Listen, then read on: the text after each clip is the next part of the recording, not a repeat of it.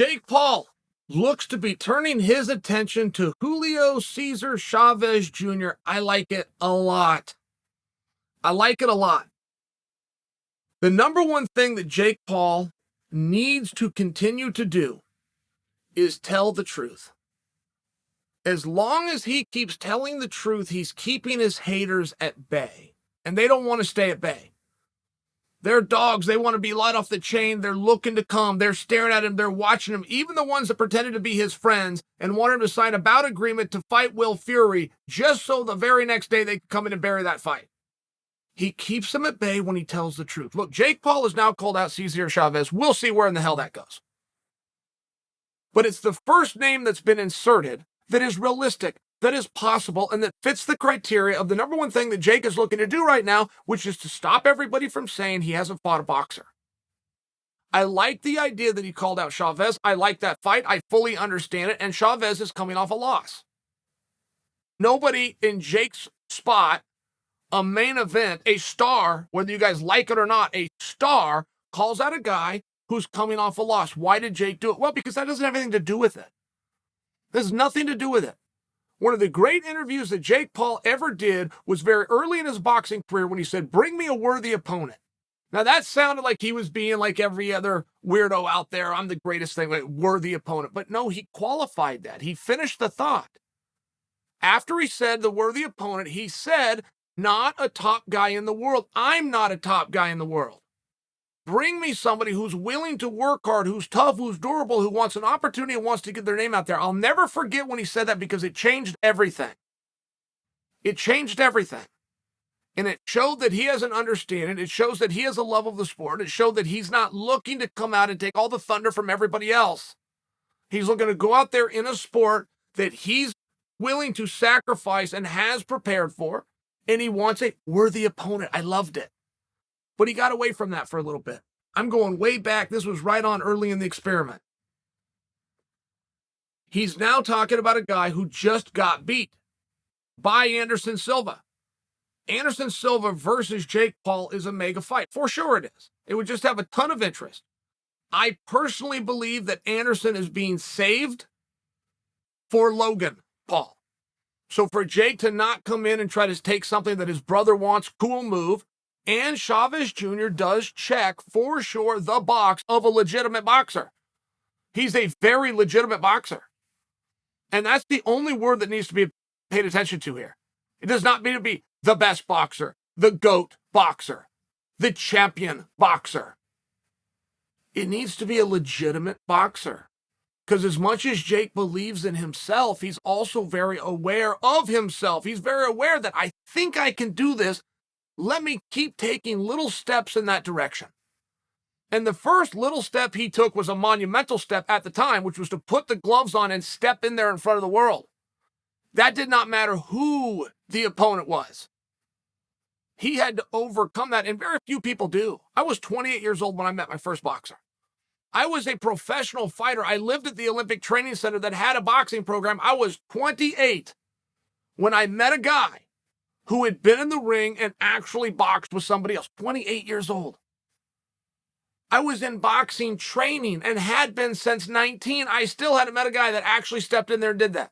Had a whole bunch of guys that were like me, that were willing to, that wanted to, that were curious to, never knew how to get the opportunity. And we had a whole bunch of coaches who never did it in the first place, but they were damn good with the mitts. They were good with the showing up on time. They were good with the stretch, but they hadn't actually done it. It's a rare thing. I think most of you guys can relate. Most of you have never met a boxer. If I was to challenge you a step further and a step easier to say, hey, I want you to go to boxing practice today, most of you would not know where a gym is to show up to or what time it was. If I was to go even a step further, make it real easy and say, hey, I want you to go get boxing equipment. You don't have to do anything. Just get it, show it to me, and you need to have it within the next 5 hours. You would not know where to go to get a fitted mouthpiece, to get a cup, to get the shoes, and to get the gloves. You wouldn't even know where to do it. So when I tell you that it was a big deal that Jake took all of those steps and all of a sudden he's in there in front of the world, it doesn't matter who his opponent was. That was a huge step after he has success and everybody tries to take it from him. Okay, he needs to get in there with a fellow athlete, a fellow competitor, a fellow combat guy. He goes out there and does it successfully.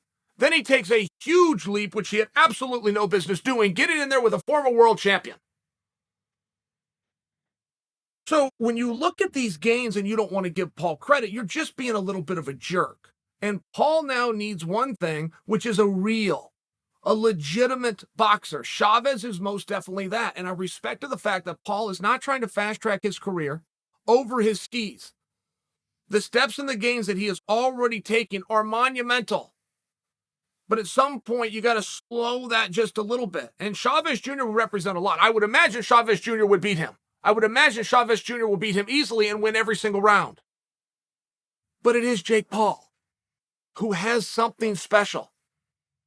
And he has manipulated the rules with the rounds, with the time. He has done some stuff to favor him, and he admits to it.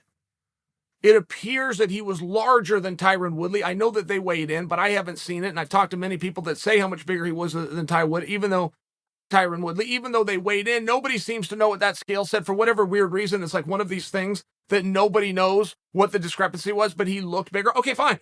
But he's admitting it. Hey, I'm brand new at this. You've been doing this for a long time. I got a lot to risk. I'm going to bring a lot to the table. Spot me a little something here or there. I like all of those things because I get them and they're honest. Even when his brother went after Floyd being the greatest boxer to ever live, but his brother's got about 40 pounds on him. Change the rounds, change the minutes, doesn't have to be out there full duration. He got what's called a spot. Floyd spotted him some stuff, but you have to do that. There's nothing unsportsmanlike about that. You disclose it to the audience, you do it right up front. The greatest thing that Jake Paul ever does is when Jake Paul tells the truth. And I'm adding to what he said when he said that he was going after Cesar Chavez. He didn't say I'm going after a guy that's coming off a loss. He didn't say I'm going after a legitimate boxer, but it is what he's doing, and he's right to do it, and the deck is still stacked against him. He's had 4 matches. Of those 4, 3 of them were fights. He had 4 matches, 3 fights, but he won them all. And he's getting better. And now we're seeing that he also comes with a natural power. Jake Paul has a power that you can't develop in the gym. You can work on it. You can work on setups to get you to the position so you can land it, but you're born with that. He got a gift. But we didn't know that. So things are starting to change. I love the idea of Chavez. I don't know if you guys will. But we're at least a step in the right direction by offering another name. The will fight won't happen, but it can't happen. That doesn't make any level of sense. And it would not satisfy the one thing that Jake apparently needs right now, because he does listen to the negative talk, which is a legitimate boxer. It just doesn't satisfy that. This absolutely does. And this fight is going to drive the haters insane, because all they want to do is be let off their chain so they can come and attack him. But you can't do it if you're in there with a second generation guy, which is much experience as Chavez Jr. Jake's call out works. You guys decide if you like it. Now, that decision will be made if you believe Chavez can beat him. Because, again, we're coming in from the negative side, whether you've admitted that or know that about yourself or not. And I think a lot of people are going to think that Chavez should beat him. Chavez damn sure should beat him. He better be able to beat him, but I can't go any further than that. I cannot go any further than he should beat him. He oughta be better than him. I can't go further. I can't say he's going to beat him. 4 other guys have tried. Spread all over the spectrum. From basketball to wrestling to the UFC.